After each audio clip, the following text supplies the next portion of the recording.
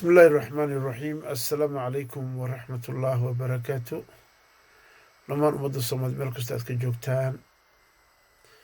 قيسها عالمك وعن ربا وحير إن إذا كده بقيو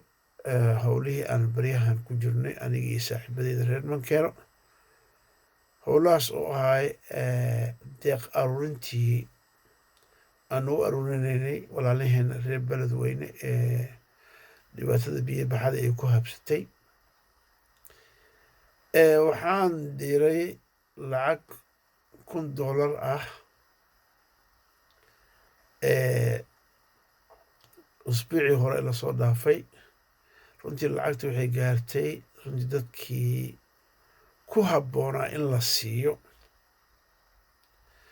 sidan horena idinka ballan qaaday inay lacagtan gaari doonto dad u dhibaataysan oo runtii cidna aynu u maqnayn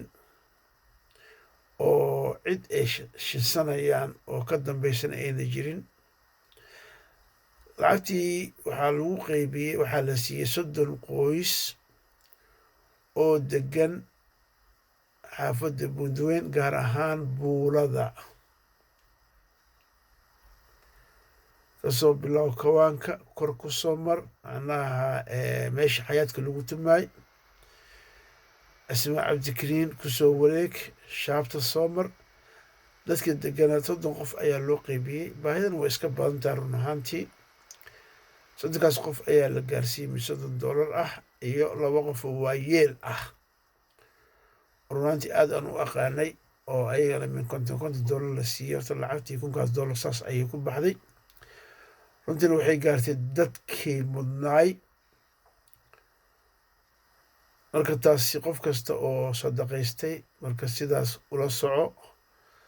ilaahay sadaqadaasi ajir xasanad ha kaa siiyo runtii dadkii ay gaartana aad iyo aad ayay ugu farxeen runtii kastii yareed oo gaartay taasi waa wejiga koobaad marka waxaa socdo wejiga labaad insha allah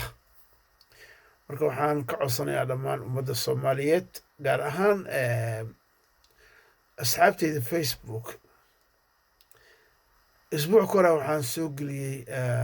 GoFundMe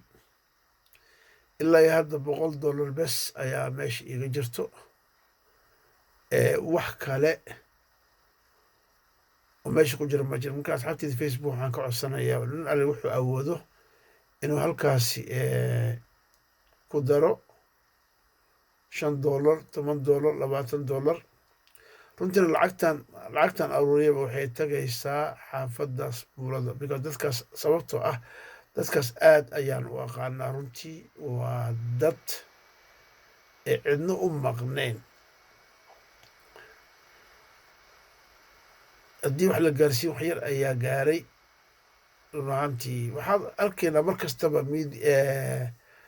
bararka bulshada wararka laysku weydaarsado ama miidiyaha waxaan aragnaa dad qaylina oo dhahayo raashin nama soo gaarin waxaana lama siinin saasay u dhacday kuwaas waxayba haystaanba qof war ka soo duubo oo warkooda soo gudbiyo laakiin dadkan aan ka hadlayo oon u gurmanayno waa dad xataa aan haysanba xataa qof wax ka duubo yaa u tagayo cid u tagaysaaba jirinbo marka dadka xataa heerkaasay kala taagan yihiin nin raashinkii u helay oo gacanta loo geliyey kuwana waxaa waaye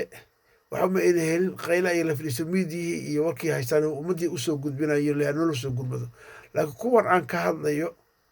raashinna ma haystaan miidiyana ma haystaan kaas sababtoo ah miidiya waxaa waaye qof dhaqdhaqaaq leh oo telefoon leh oo dhaqaaqa ayaa miidiya wax la qabsado marka dadka noocaas ayaan ka hadlayaa qof kasta oo reer beledweyne ahna runtii markaan leeyahay buundaweyn wuu dareemi karaa xaafadaasi dadka degan ee u badan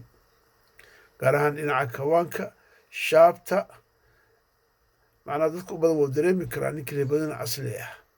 marka walaalayaalow dadkaas waa dadkii mudnaa in loo gurmado marka qayb ha laga qaataa idin leeyahay wasalaamu calaykum waraxmatullahi wabarakaatuh